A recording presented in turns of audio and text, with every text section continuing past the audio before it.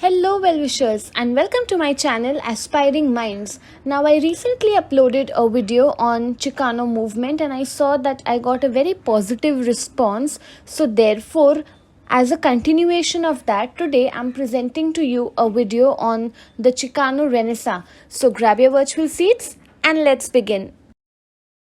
In this video, we are going to talk about the Chicano Renaissance origins, establish a little bit on the context of the movement. We are going to discuss about the different growth aspects and the challenges that people faced in Chicano literature, the academic achievements and contributions, followed by the themes and symbols which were used in Chicano literature. And finally, we are going to see how the legacy of this Chicano Renaissance continues till today. So now let's set the stage. Now the Chicano movement was a pivotal moment in Chicano literature. Why do I say that? Let's look at the historical milestone. So the year 1971 was crucial for the Chicano movement, marking a transformative period in Chicano literature. This era saw a surge or a rise in literary activity, which was important as was evident in other literary renaissance also, such as the Harlem Renaissance. The key publications included a special issue of the Journal of Social Casework, edited by Lydia Aguirre and Margaret Mangold, spotlighted Chicano literature. This issue was instrumental in advancing the Chicano literary voices and concerns. After this, we see that Felipe de Ortego y Gasca coined the term Chicano Renaissance to describe this vibrant period of literary output from 1966 to 1971, emphasizing its importance and how it had parallels to the past literary renaissance as well. Now, this led to the rise of the Chicano literature, which was faced with both growth and challenges. The first step was the literary boom. During this period, Chicano literature experienced a massive growth. Excuse me if I pronounce the names a little wrong, but these were the prominent authors like Jose Antonio Villarreal, John Recchi, Floyd Salas, and Hank Lopez, though mainstream recognition of these authors was limited.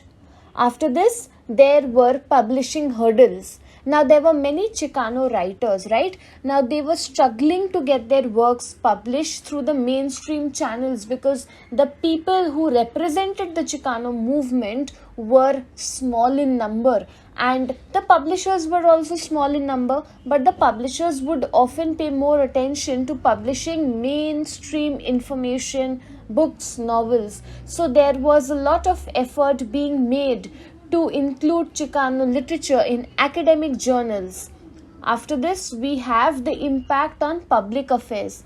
Now, while Felipe de Ortego y Gasca's work on Chicano issues gained attention in the public affairs publication, it still faced challenges because the academic circles, the academic groups, they were not quite accepting or welcoming of these publications. So in the mainstream public, even though some managed to get published, there was a problem in getting acceptance.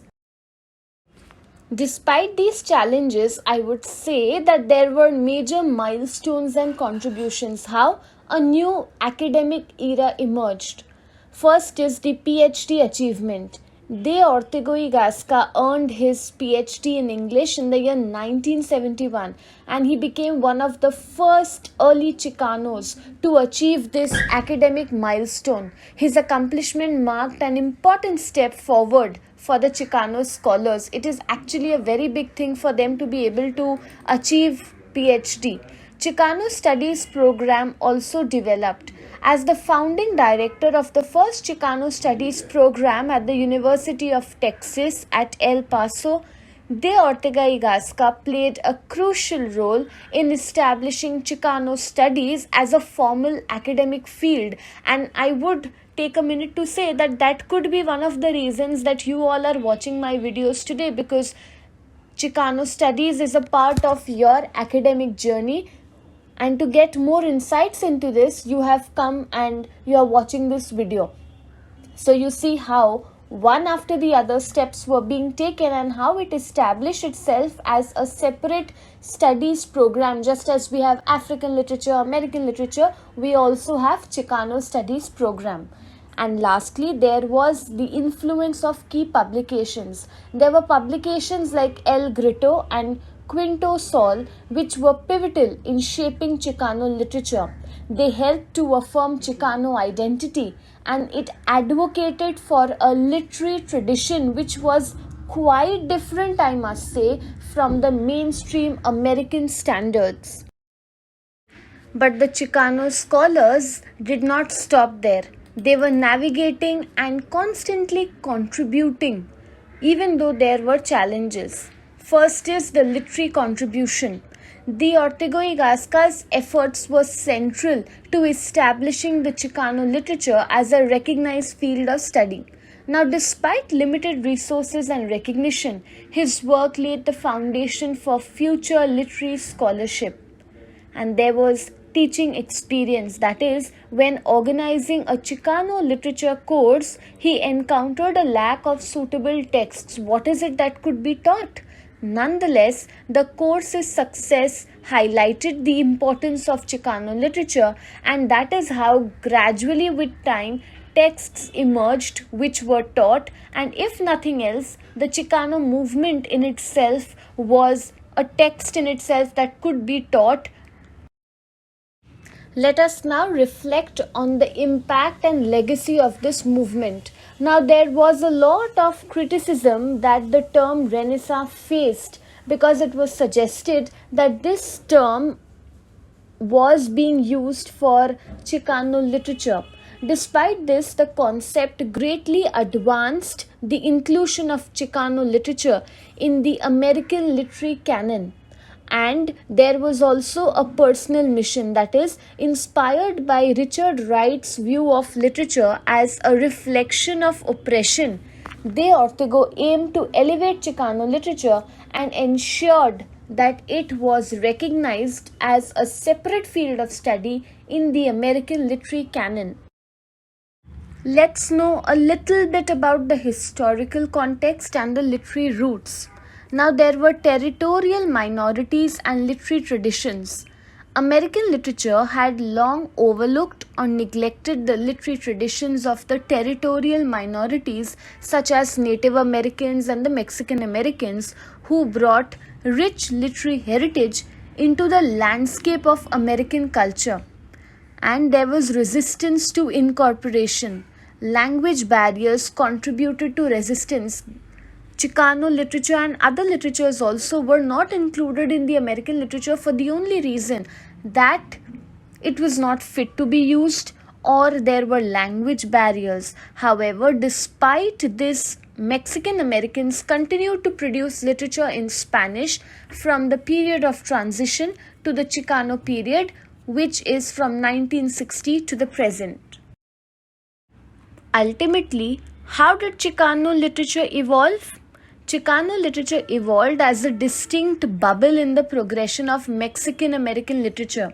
It was driven by Chicano nationalism with a desire to create a unique literary form reflecting Chicano life and values. They made use of rich symbols and metaphors. The literature often drew from Aztec history and symbols such as the fifth sun and the Cuauhtémoc to symbolize indigenous resistance and cultural identity. Now, this led to the emergence of the Chicano Renaissance. It was more than a literary movement, it was a cultural and an ideological shift. It aimed to challenge the mainstream American literature and society, highlighting the oppression faced by the Chicanos and the resistance that they put up. For this, they came up with a way of doing it. How? They came up with counter texts, which were a counter or a counter argument different, or they were trying to openly challenge the mainstream Anglo views illustrating the oppression Chicanos faced, and also they promoted revolutionary ideas. However, there were ideological concerns. Why? There was a debate over ideological purity of Chicano literature and the standards by which it should be judged. It was seen as a process of imagination and liberation rather than a final product. Now you might wonder, how was language and representation done? Now the Chicano texts often combine Spanish and English, creating unique linguistic forms that reflect the complex cultural experiences of the Chicanos. That is why the texts were bilingual, and in theme there was bicultural aspects in their literature. To compare it with Mexican literature, we see that Mexican American literature differs from Mexican literature due to the distinct historical and cultural experiences, though both were influenced by Mexican traditions. What is the ultimate broader context? We see that Mexican Americans have long resisted efforts to erase their culture, establishing civil rights organizations. So, the Chicano Renaissance was a significant part of the struggle, symbolizing the community's coming of age. While there were hopes for a Chicano Renaissance in New Mexico, it emerged more prominently, I must say, in California, driven by a growing awareness of mestizo identity and socio-political status. Finally, the Chicano Renaissance nurtured a new literary flowering from the roots of resistance and cultural heritage, influencing contemporary perspectives on Chicano literature and contributing to the broader Hispanic literary tradition. So, this entire new system of recognition helped to establish Chicano literature as a separate form with its own individual identity. So that's it from this video. I hope you liked it. Do hit the like button, subscribe to my channel for more such future updates. Thank you for watching. Bye.